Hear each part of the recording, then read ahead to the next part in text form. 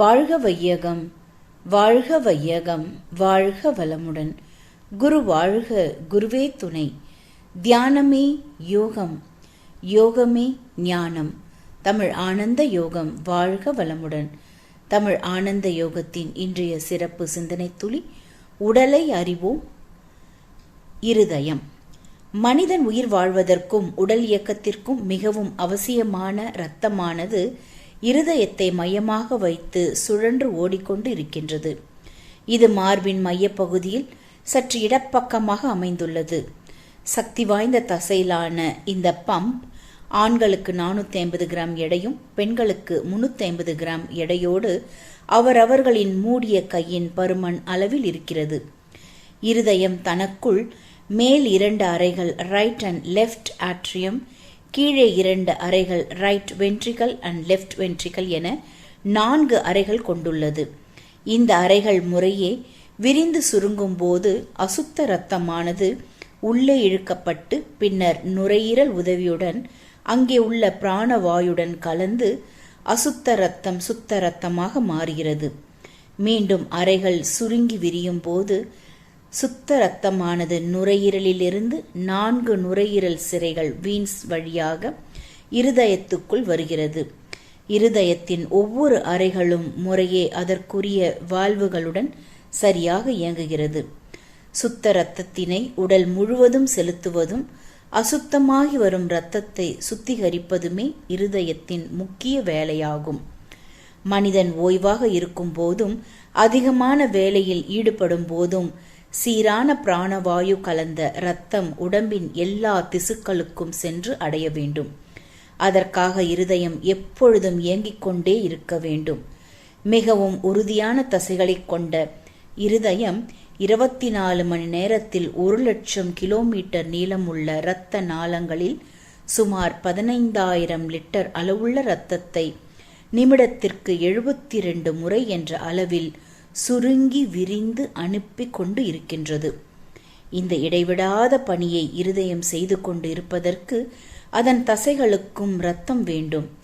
இருதயத்தில் இருந்து சுத்த இரத்தம் மகா தமனி மெயின் ஆர்டரி வழியாக உடல் முழுவதும் செலுத்தப்படுவதற்கு தொடங்கும் போதே கொரோனரி தமனி கொரோனரி ஆர்டரி மூலம் இருதயத்திற்குத்தான் முதலில் கொடுக்கின்றது.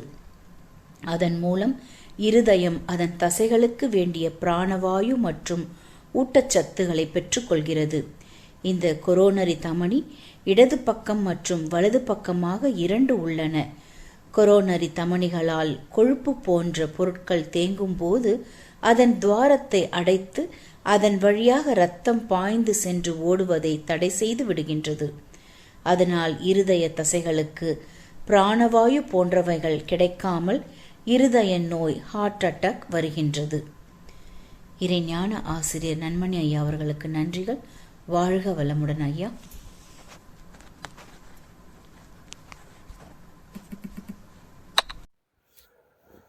வாழ்க வையகம், வாழ்க வையகம், வாழ்க வளமுடன். குரு வாழ்க, குருவை துணை. குருவின் மலரடி போற்றி. இன்றைய சிந்தனை துளிகள் வாசித்த ரிஷி பாபா அவர்களுக்கு நன்றி. தியானமே யோகம், யோகமே ஞானம். தமிழ் ஆனந்த யோகம் வாழ்க வளமுடன். இன்றைய சிந்தனை தலைப்பு உடலை அறிவோம். அதில் இருதயம் என்பதை பற்றிய சிந்தனையை இன்று சிந்தனை செய்ய இருக்கிறோம்.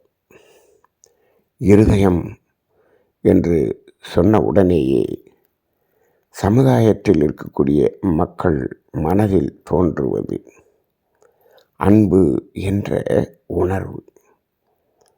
இருதயம் என்பதை அன்பின் அடையாளமாக நாம் பார்க்கின்றோம். அது எதை அடிப்படையாக கொண்டு அப்படி பார்க்கின்றோம் என்று சொன்னால், அதற்கும் மருத்துவ முறையில் இதற்கு ஏதாவது நிறுவனம் உண்டா என்றால் இல்லை. இது ஆன்மீக ரீதியாக பார்க்கக்கூடிய ஒன்றாக இருக்கிறது. அதாவது இருதயம் அமைந்திருக்கக்கூடிய இடம், அந்த நெஞ்சு பகுதியில் சற்று இடது பக்கமாக அமைந்திருக்கிறது அல்லவா? அதை அடிப்படையாக கொண்டு அன்பின் இருப்பிடம் என்று ஆன்மீகத்தில் எந்த இடத்தை குறிப்பிடுகிறோம் என்று சொன்னால், அநாகதம் என்ற ஒரு மையம் இருக்கிறது அல்லவா? இந்த உடலில் இருக்கக்கூடிய 7 மையங்களில் அந்த காற்று மையம் என்று சொல்லக்கூடிய நெஞ்சுக்குழி பகுதியிலே அநாகதம் என்ற ஒரு மையம் இருக்கிறது.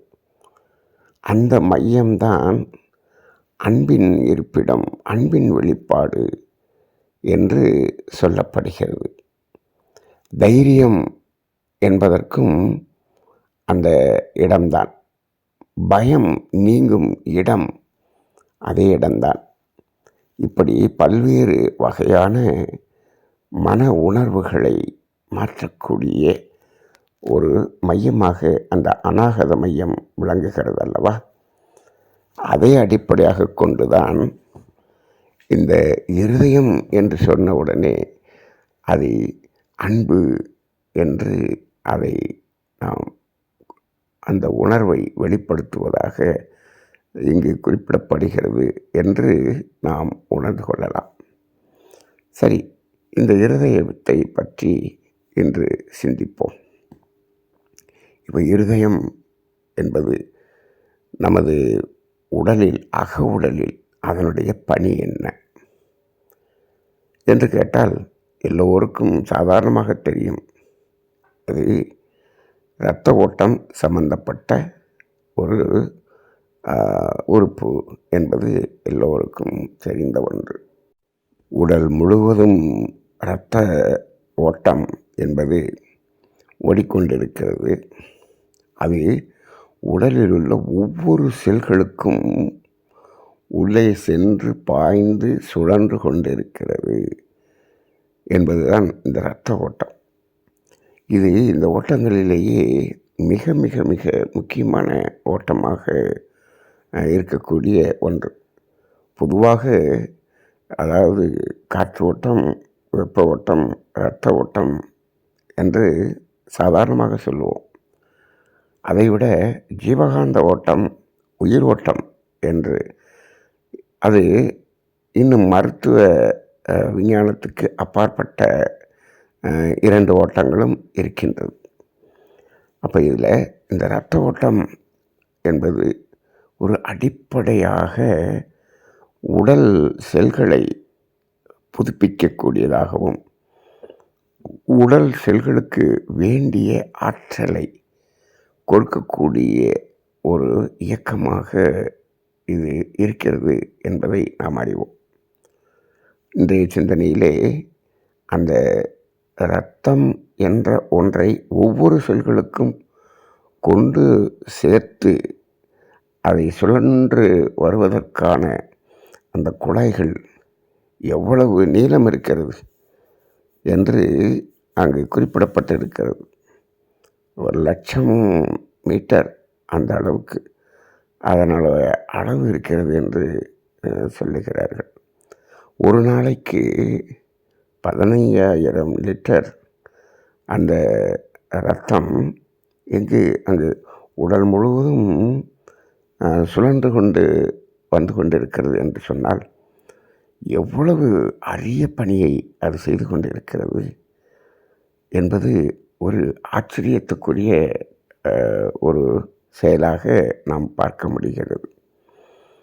இது பாருங்கள், அந்த இருதயம் ஒரு நிமிடத்துக்கு 72 முறை சுருங்கி விரியும் அந்த செயலை செய்கிறது. ஒரு நிமிடத்திற்கு 60 நொடிகள் தான்.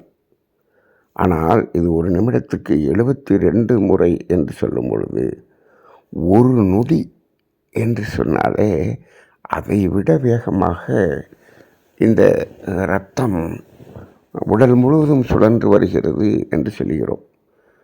உடல் முழுவதும் என்றால் மேம்போக்காக உடலில் சுற்றி வருவது அல்ல, உடலில் உள்ள ஒவ்வொரு செல்களுக்குள்ளாகவும் இந்த இரத்த ஓட்டம் சென்று பாய்ந்து வந்து கொண்டிருக்கிறது. அப்போ ஒவ்வொரு நொடியிலும் இது உடல் முழுவதும் சுற்றி வரக்கூடிய அளவுக்கு எவ்வளவு நுண்ணிய இயக்கம். இந்த உலகத்திலேயே இந்த இரத்த ஓட்டத்தின் இயக்கம் இருக்கிறது அல்லவா, அது மனித மனதின் கற்பனைக்கு எட்டாத ஒரு இயக்கமாக இருக்கிறது. இதையெல்லாம் ஒரு நிமிடத்திற்கு 72 முறை அது இவ்வாறு சுருங்கி விரிந்து உடல் முழுவதும் சுழன்று வர வேண்டும் என்பதை நிர்ணயம் செய்தது யார்? யாராவது மனிதர்கள் நிர்ணயம் செய்திருக்கிறோமா? இல்லை மருத்துவம் என்ற ஒரு அடிப்படையிலே நமக்கு அந்த குழந்தை பிறப்பை பார்த்த அந்த மருத்துவர் அந்த 72 என்பதை நிர்ணயம் செய்தாரா? இல்லை நமது பெற்றெடுத்த நமது தாய் அதை 72 என்று நிர்ணயம் செய்தார்களா? இல்லை. ஆனால் இப்பொழுது நாம் என்ன சொல்கிறோம்? மருத்துவத்திலே அந்த பல்ஸ் அப்படின்னு சொல்லுவாங்க, நாடி, அது 72 என்று ஒரு நிர்ணயம் செய்கிறார்கள். இதுதான் சாதாரணமாக இருக்க வேண்டும், நார்மல் அப்படின்னு சொல்லுவாங்க. அதே போல் அந்த இருதய துடிப்பு அது 120 80 என்று இவர்கள் அளவை குறிப்பிடுகிறார்கள். ஆனால் அந்த அளவை இந்த மருத்துவம் நிர்ணயம் செய்யவில்லை. அதை நிர்ணயம் செய்தது யார் என்று கேட்டால் அது இந்த உடலினுடைய அறிவு. அப்போ உடலினுடைய அறிவு என்று சொன்னால் இந்த உடலிலே, மனித உடலிலே 3 வகையான அறிவு இருக்கிறது என்று நாம் அடிக்கடி தமிழானந்த யோகத்திலே பல்வேறு சிந்தனைகளிலே சொல்லி வருகிறோம். அது என்ன என்று சொன்னால், ஒன்று நமது 6வது அறிவு என்ற மனம். இன்னொன்று இந்த உடலினுடைய அறிவு. உடலினுடைய அறிவு என்று சொன்னால் எதை சொல்வது? உடலில் உள்ள ஒவ்வொரு உறுப்புகளுக்கும் அறிவு இருக்கிறது, ஒவ்வொரு செல்களுக்கும் அறிவு இருக்கிறது. அப்போ ஒவ்வொரு செல்களுக்கும் அறிவு இருக்கிறது என்று சொன்னால் செல்களால் ஆனது தானே உறுப்பு. அப்போ ஒவ்வொரு உறுப்புகளுக்கும் அறிவு இருக்கிறது, ஒட்டுமொத்த உடலுக்கும் அறிவு இருக்கிறது. இப்போ இந்த 6வது அறிவாகிய மனிதன் என்று சொல்கிறோமே, அந்த 6வது அறிவை விட மிகவும் நுண்மையான அறிவு என்பது இந்த உடலின் அறிவு. ஒரு தூய்மையான அறிவு என்றே சொல்லலாம்.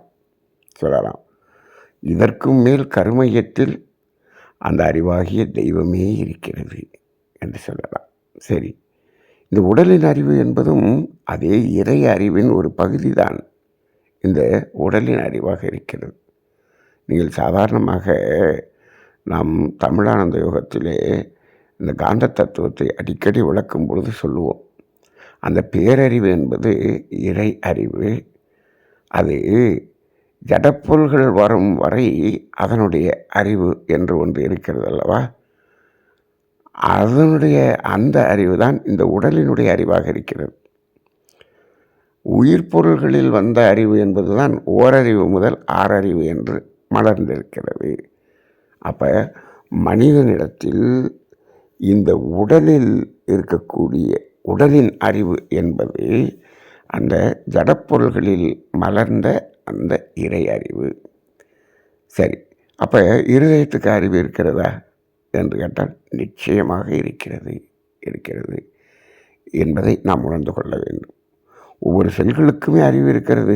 இதை எப்படி நாம் ஏற்றுக்கொள்வது என்று கேட்டால், இதை நாம் இந்த சர்க்கரை நோயை பற்றிய ஒரு சிந்தனை நாம் தமிழானந்த யோகத்திலே கொடுத்திருக்கிறோம். அதில் பேசும் பொழுது நாம் சொல்லியிருக்கிறோம், இந்த குளுக்கோஸ், கெட்ட குளுக்கோஸ் என்று அது செல்களுக்குள்ளாக வருவதற்கு முயற்சி செய்யும்போது அது என்ன செய்கிறது? இந்த செல்கள் அந்த கதவை மூடிக்கொண்டு அந்த குளுக்கோஸை உள்ளே வர விடாமல் தடுக்குது அப்படின்னு சொன்னோமே, அது எப்படி? அப்போ அதுக்கு அறிவு என்று ஒன்று இருந்தால் தானே இது கெட்டது என்பதை உள்ளே வரவிடாமல் தடுக்கக்கூடிய வேறு வேலையை செய்ய முடியும். அப்போ ஒரு செல்லுக்கே அறிவு இருக்கிறதா? இருக்கிறது. கெட்ட குளுக்கோஸ் அப்படின்னு சொன்னால் அந்த கணையம் அந்த அதனுடைய அந்த இன்சுலினை சுரக்க மறுக்கிறதே.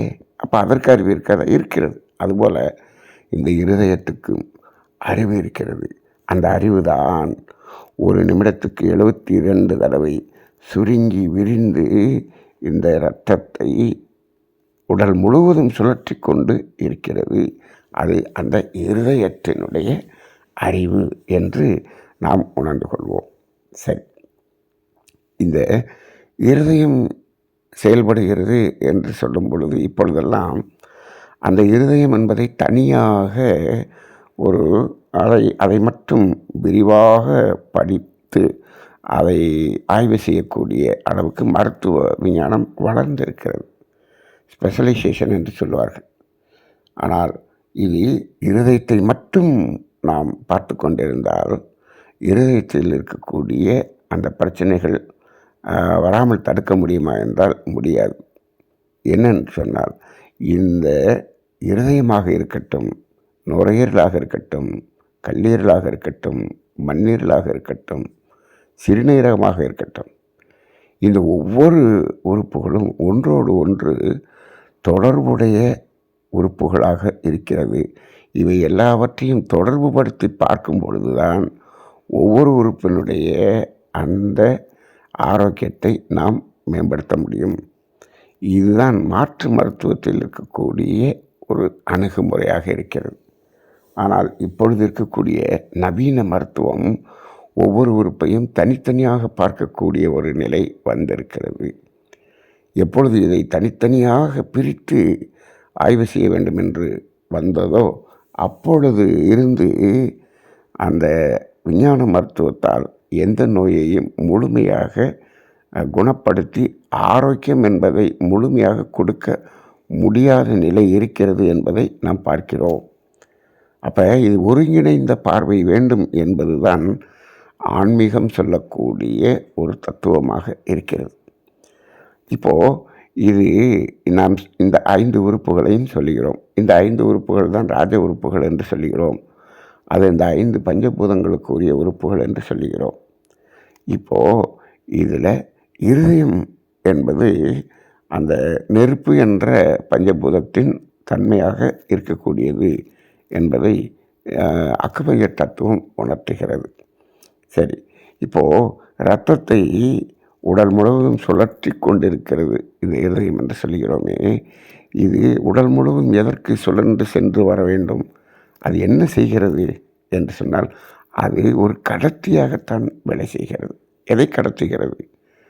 ஒவ்வொரு செல்களுக்கும் வேண்டிய பிராணவாயு என்று சொல்லக்கூடிய ஆக்சிஜனை கொண்டு சேர்த்து கொடுக்கக்கூடிய வேலையை இந்த இரத்த ஓட்டம்தான் செய்கிறது. அது மட்டுமல்ல, இந்த உடல் செல்களுக்கு தேவையான அந்த சக்தி, ஆற்றல் இவற்றை, அதாவது அதற்கு வேண்டிய மினரல்ஸ், விட்டமின்ஸ், கார்போஹைட்ரேட், புரோட்டீன் போன்ற ஒவ்வொரு தாதுக்களையும் ஒவ்வொரு செல்களுக்கும் கொண்டு சேர்த்து அதை கொடுக்கும் பணியை இந்த இரத்த ஓட்டம்தான் செய்கிறது.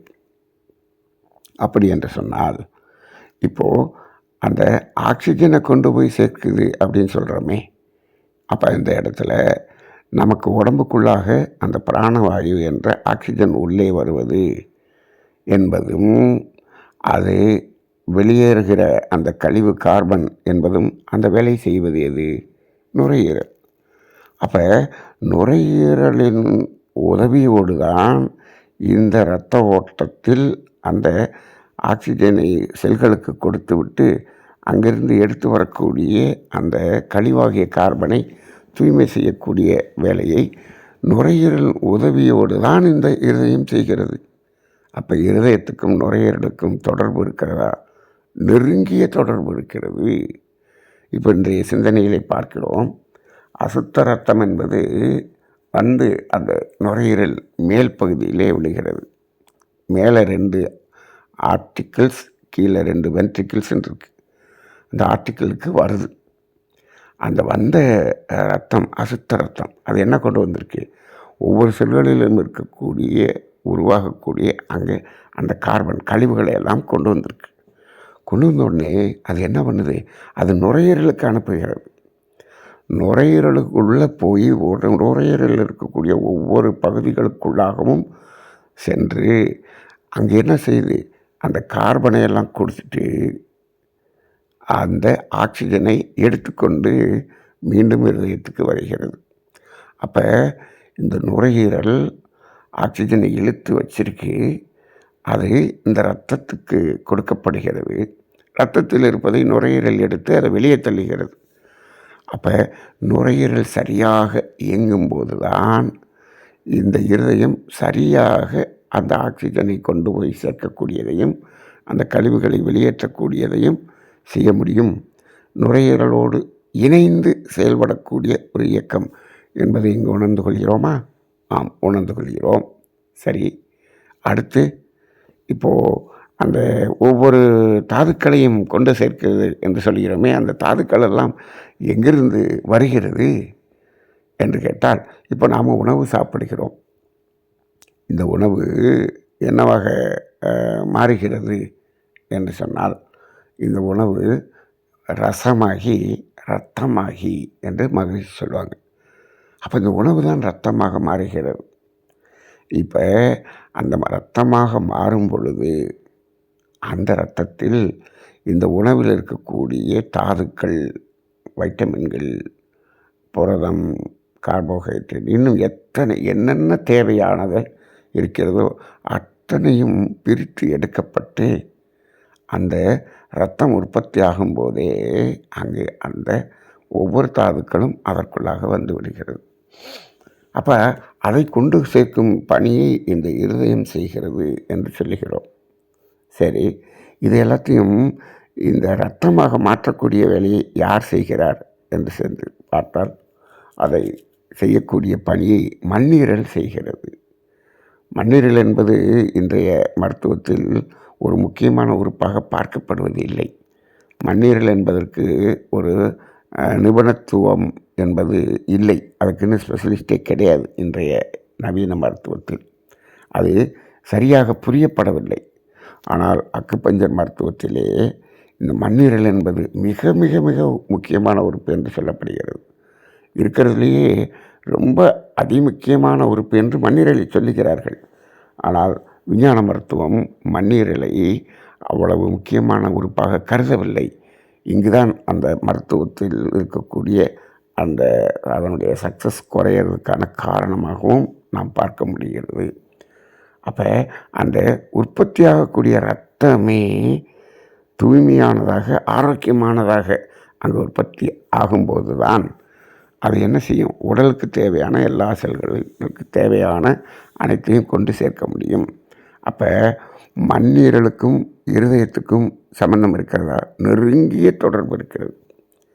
அப்போ நல்லா பாருங்கள், இந்த இருதயத்தோடு முதல் நிலையாக அங்கு இணைந்து இயங்கக்கூடிய இரண்டு உறுப்புகள் இந்த மண்ணீரல், நுரையீரல் என்று சொல்லுகிறோம். அதுக்கு அடுத்து எது வரும் அப்படின்னம்னா கல்லீரல் என்பது வரும்.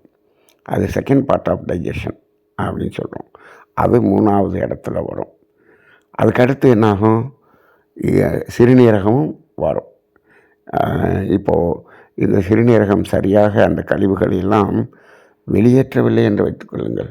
அந்த கழிவுகளை எல்லாம் பிரித்து எடுக்கக்கூடிய வேலையை இந்த கல்லீரலும் செய்யும், அதற்கு அடுத்து சிறுநீரகம் செய்யும். அது செய்யலைன்னு சொன்னால் அந்த கழிவுகளெல்லாம் எங்கே தங்கும்? அந்த ரத்தத்திலேயே இருக்கும் அல்லவா? ரத்தத்திலே இருந்துச்சுன்னா அப்போ அது இந்த செல்களிலிருந்து வெளியேற்றப்பட்ட அந்த கழிவுகள் அது உடலிலிருந்து வெளியேற்றப்படவில்லை என்று சொன்னால் அந்த இரத்தத்தில் இருந்து மீண்டும் அது பாதிப்பை ஏற்படுத்தும் அல்லவா? அப்போ இந்த கல்லீரல் மண்ணீரல் என்பதைக்கு தாண்டி சிறுநீரகமும் இந்த இருதயத்தினுடைய பணியில் அதுவும் ஒரு முக்கிய பங்கை வகிக்கிறது என்பது தான் முக்கியம். இப்போ இந்த கழிவுகள்லாம் அங்கேயே தேங்கும்போது என்னாகிறது, அது அந்த குழாய்களில் அடைப்பு ஏற்படுகிறது. அப்போ அங்கே நம்ம என்ன பண்ணுறோம், ஹார்ட் அட்டாக்னு சொல்கிறோம். அந்த அடைப்பை நீக்க வேண்டும் என்று சொல்கிறோம். அது பைபாஸ் சர்ஜரி என்று சொல்கிறோம். இல்லை அந்த அடைப்பை எடுப்பதற்கான மருத்துவம் செய்கிறோம், எத்தனையோ செய்கிறோம். இது ஏற்படுவதற்கு காரணம் என்ன? ஏன் கழிவு தேங்குகிறது என்று சொன்னால், கழிவை வெளியேற்றக்கூடிய அந்த கல்லீரலும் சிறுநீரகமும் சரியாக செயல்படவில்லை என்று சொன்னால் அந்த கழிவுகள் உள்ளே தங்குகிறது. அப்போ இது எல்லாமே ஒரு ஒட்டுமொத்த ஒரு கூட்டு இயக்கமாகத்தான் பார்க்க வேண்டியதாக இருக்கிறதே தவிர, அந்த இருதயம் என்ற அந்த இயக்கத்தில் இருக்கக்கூடிய பாதிப்பை அது இருதயத்தின் பாதிப்பு என்று மட்டும் சொல்லக்கூடாது.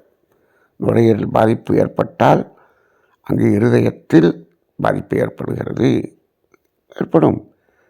இப்போ என்னென்னா, இப்போது அந்த இருதயம் ஒவ்வொரு செல்களுக்கு கொண்டு போய் கொடுக்கறது மட்டும் இல்லை, இந்த இருதயம் என்பதை பல கோடி செல்களால் தானே ஆகியிருக்கிறது. அப்போ அந்த செல்களுக்கும் என்ன தேவை? ஆக்சிஜன் வேணும், அதுக்கு மினரல்கள் வேணும், அதுக்கு சரியான அந்த ஆற்றல்கள் வேணும் அல்லவா? அப்போ அப்படி இல்லைன்னா அந்த இருதயத்தினுடைய இயக்கமே பாதிக்கப்படுகிறது. அப்போ ஒட்டுமொத்தமாக ஒரு ஒரு ஒருங்கிணைந்த பார்வை என்பது பார்க்க வேண்டும் என்பதுதான் ஒரு ஆன்மீகம் என்ற நிலையில் இதை பார்க்கக்கூடியதாக நாம் இருக்கின்றோம்.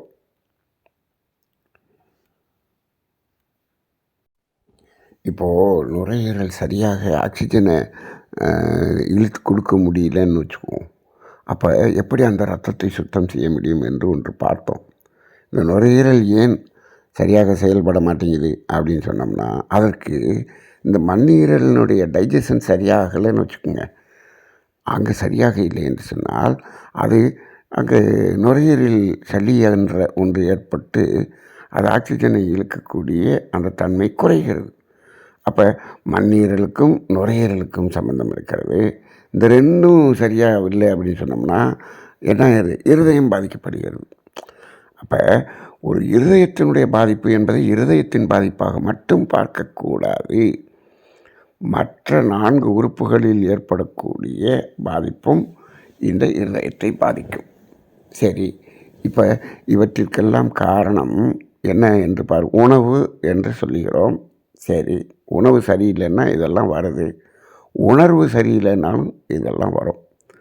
அப்போ அந்த அடிப்படையில் பாருங்கள், இந்த இருதயம் என்பதை பாதிக்கக்கூடிய அளவுக்கு முதல்ல 2 உறுப்பு ரொம்ப முக்கியமான உறுப்புன்னு சொன்னோமே, எது? நுரையீரலும் மண்ணீரலும். இந்த 2 உறுப்புகளுக்கு எந்த உணர்வுகள் இந்த உறுப்பை பாதிக்கிறது என்று சொன்னால் கவலையும் துக்கமும் என்பது இந்த 2ஐயும் பாதிக்கக்கூடியது என்று அக்குபஞ்சர் மருத்துவம் சொல்லுகிறது. இப்போ பாருங்கள், பொதுவாக மனிதனிடம் இந்த கவலை துக்கம் என்பது எப்படி இருக்கிறது? 1 மணி நேரம் கவலை, அரை மணி நேரம் கவலை, அரை மணி நேரம் இப்படியா இருக்குது? இந்த கவலை என்பதெல்லாம் காலங்காலமாக மனிதனிடம் இருந்து கொண்டே இருக்கக்கூடியதாக இருக்கிறது. அப்போ என்ன ஆகுது?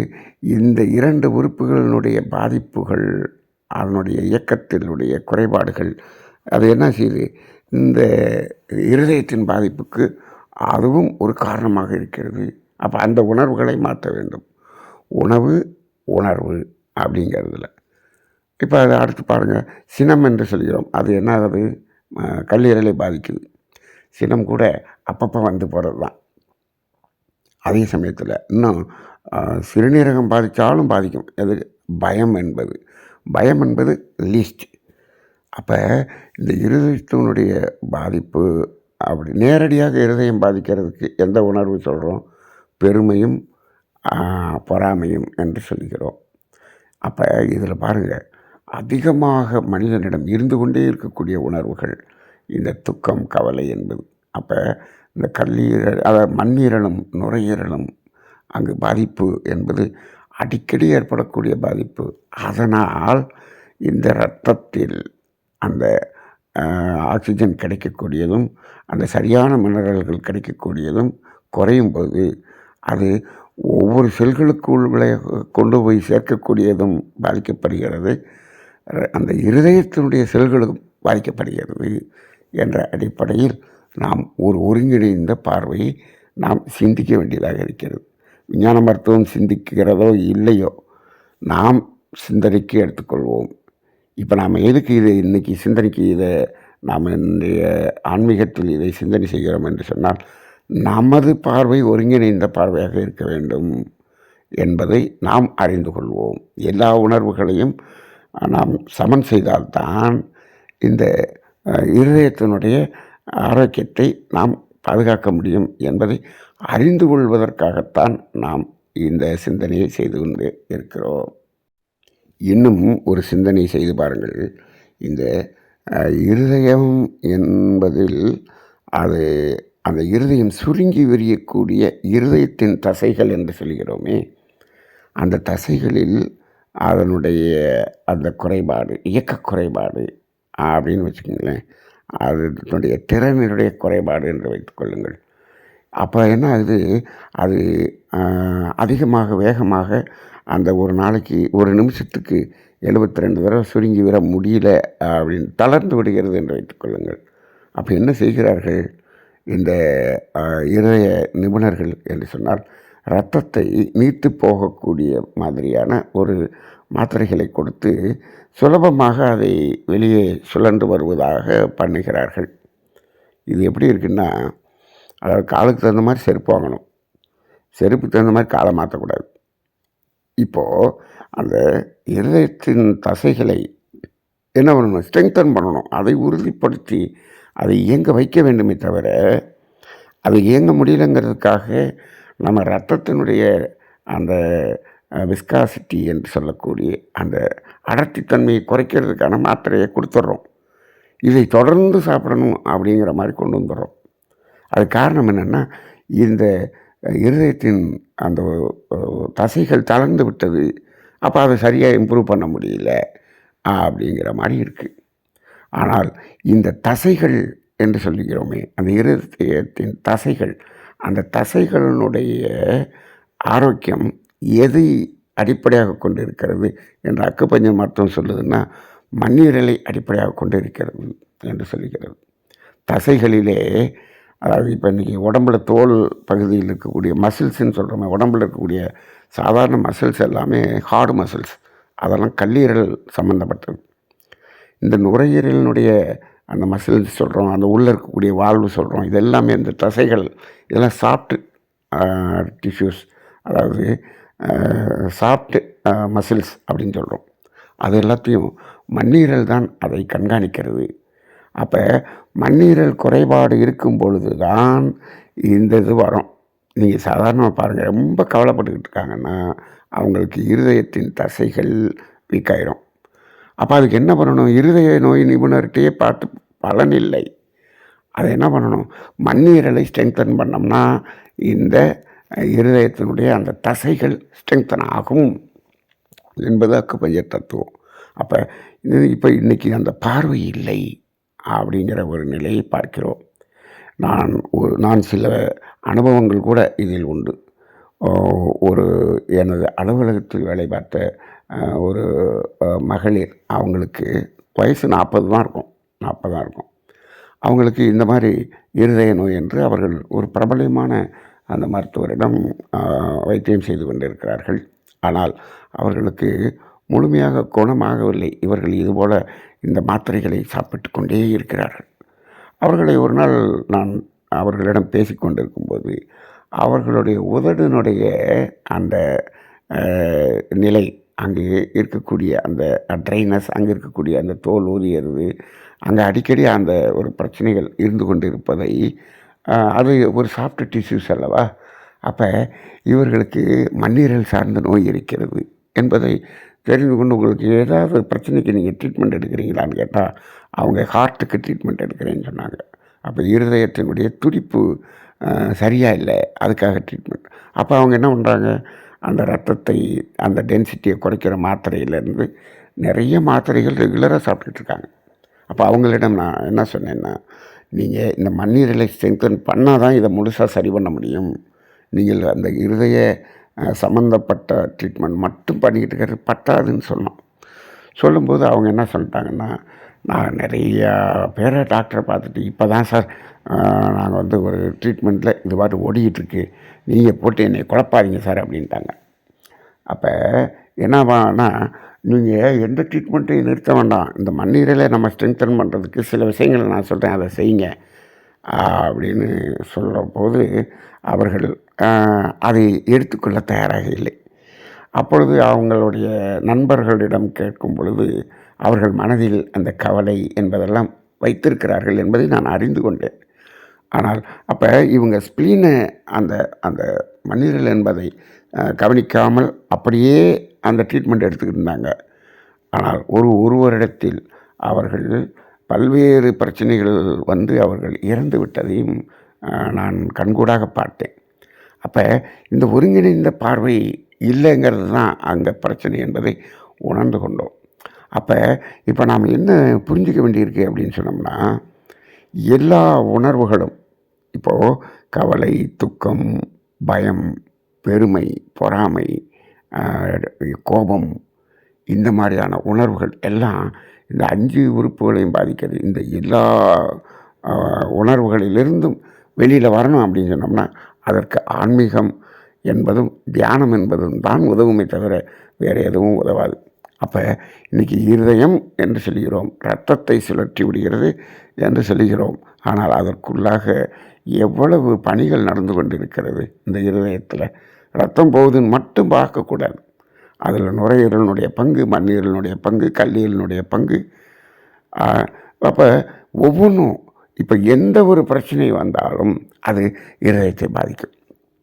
நம்ம மருத்துவத்தில் கூட நிறையா பேர் சொல்லுவாங்க, வேறு எதுக்காக ட்ரீட்மெண்ட் எடுக்க போவாங்க. ஆனால் அவங்க என்ன பண்ணுவாங்க, திடீர்னு என்ன சொல்லுவாங்க, ட்ரீட்மெண்ட் நல்லா தான் போயிட்டு இருந்துச்சு, திடீர்னு மாசிவ் ஹார்ட் அட்டாக், அதனால் இறந்துட்டார் அப்படின்ட்டுருவாங்க. அது என்ன, எந்த ட்ரீட்மெண்ட்டுக்கு போனாலும் கடைசியில் ஹார்ட் அட்டாக் அப்படிங்கிறதுனால இறந்து போகிறாங்க அப்படின்னு சொன்னால், எந்த உறுப்பினுடைய பாதிப்பு இருந்தாலும் அந்த பாதிப்பு கடைசியில் எங்கே வந்து சேரும்?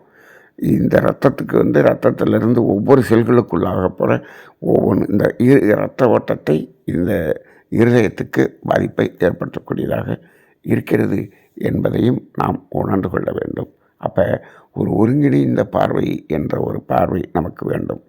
குறிப்பாக இந்த இருதயம் நேரடியாக பாதிக்கக்கூடியது என்பது எதை அடிப்படையாக கொண்டு என்று சொன்னால், பொறாமை அண்டு பெருமை, இந்த 2 உணர்வுகள் தான் இந்த இருதயத்தை நேரடியாக பாதிக்கக்கூடியதாக இருக்கிறது. இப்பொழுதெல்லாம் பொறாமை போடக்கூடியவர்கள் நிறைய இருக்கிறார்கள். ஏன்?